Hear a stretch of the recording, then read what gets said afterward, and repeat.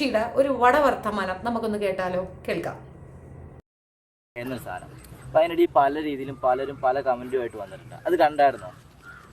Comment കണ്ടില്ല, അതെടുത്തിട്ട് എന്നെ റോസ്റ്റ് ചെയ്യുന്ന കണ്ടു. അതിനകത്ത് പറഞ്ഞ സംഭവമാണ്, നിന്റെ വട അതിന് മാത്രം വലിയ വടയാണോ ചെറുതാണ് എന്നുള്ള രീതിയിൽ. ചെറുതാണ്, നല്ലതല്ല, ചെറുത്. എടോ, ഞാൻ ആകെ ഇച്ചിരി ഉള്ള ഒരാളാണ്. അപ്പൊ നിങ്ങൾ ഈ പറഞ്ഞ സാധനം ചെറുതാണ്, അത്രേ ഉള്ളൂ. അതിനെന്ത് ഞാൻ എന്ത് പറയാനായിരുന്നു?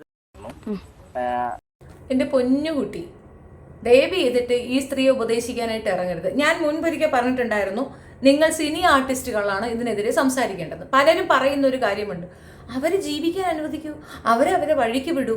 അങ്ങനെ പറയുന്നവള് ആരായിരുന്നോ അവർക്കും ഇതേ ചിന്താധാര ഉള്ളത് കൊണ്ടാണ് അവളെ ആ രീതിയിൽ പറഞ്ഞ് മനസ്സിലാക്കി കൊടുക്കും ഇത് തെറ്റായ ഒരു നടപടിയാണെന്ന്. അവളുടെ വട ചെറുതാണെന്ന്. അവൻ വട കഴിച്ചിട്ടുണ്ടോ എന്ന് ചോദിക്കുമ്പോൾ ഞാൻ വട കാണുന്നുണ്ടോ നോക്കട്ടെ. അപ്പം ഇവള് വടയെന്ന് ഉദ്ദേശിച്ചത് എന്താണ് എന്ന് ഏകദേശം വ്യക്തമായില്ലേ?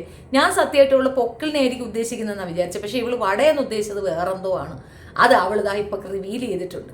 ഇങ്ങനെ ഇത്രയും മ്ലേച്ഛമായ രീതിയിൽ സ്വന്തം ശരീരഭാഗത്തിനെ വെച്ചുകൊണ്ട് ഇങ്ങനെ അപരാധം പറയുന്ന ഈ സ്ത്രീയെ ബഹിഷ്കരിക്കുക എന്നുള്ളത് പൊതുസമൂഹത്തിന്റെ ഉത്തരവാദിത്തമാണ്.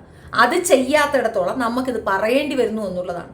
മഞ്ജുവിന്റെ ഈ ഒരു വേർഡ് അത് കൃത്യമായി ബോധ്യമുള്ള, അല്ലെങ്കിൽ അത്യാവശ്യം സെൽഫ് റെസ്പെക്റ്റ് ഉള്ള ഒരു സ്ത്രീക്ക് മാത്രം മനസ്സിലാവുന്നതാണ്. മഞ്ജു വെറുതെ സമയം വേസ്റ്റ് ചെയ്യാൻ നിൽക്കണ്ട, ഇവക്കത് മനസ്സിലാവത്തില്ല.